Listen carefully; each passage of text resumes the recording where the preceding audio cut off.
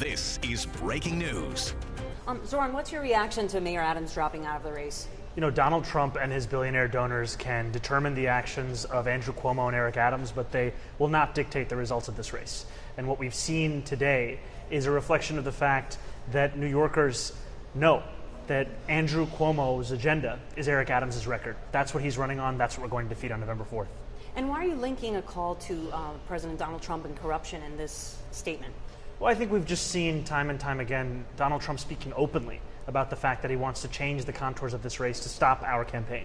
And he wants to do so because he's afraid of the fact that, unlike him, we won't just diagnose the issue of a cost of living crisis, we'll deliver on it and actually make this a city that New Yorkers can afford, in stark contrast to what he's done since leading this country, which is throw New Yorkers off of their health insurance, off of their SNAP benefits, make it even harder for them to afford this city.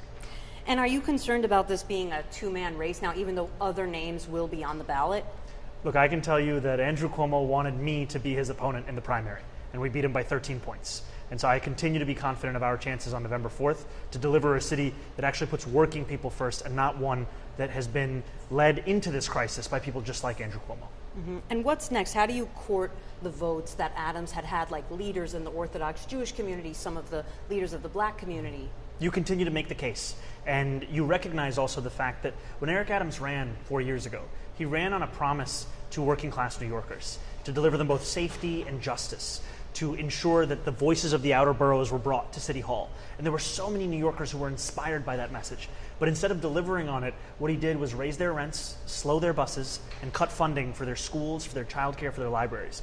Those same New Yorkers we speak to today as this being the campaign that will actually deliver on those promises 4 years later. Do you plan to address specific issues for those specific communities? Yes, and I think one of the key points here is to make clear that our affordability agenda is one that is universal. It is one that speaks to both tenants and homeowners. It understands that it has become so difficult to afford the city, also in part because of the Adams administration's raising of the water bill to the highest it's been in 13 years, its inability to deliver on a broken property tax system. These are cornerstones of what an affordable agenda will look like, and that's what we're speaking to New Yorkers about. And some people say now that Adams is out of the race. We're going to see like millions of more dollars going towards the Cuomo campaign. What do you think about that? Well, I think we've already seen this story before, and we saw it in the primary where Andrew Cuomo's super PAC raised and spent close to $30 million to smear and slander me over the course of many months, and New Yorkers resoundingly rejected that. And they'll reject it again because they're tired of big money and small ideas. They want government that actually works for the people of the city. That's what we're running on. That's what we'll deliver. And do you think the president will still have an influence on this mayoral race? Well, he continues to be invested in anything he can do to stop our campaign. And he's shown that when he's spoken publicly. He's spoken about the fact that he wants it to be a narrower field.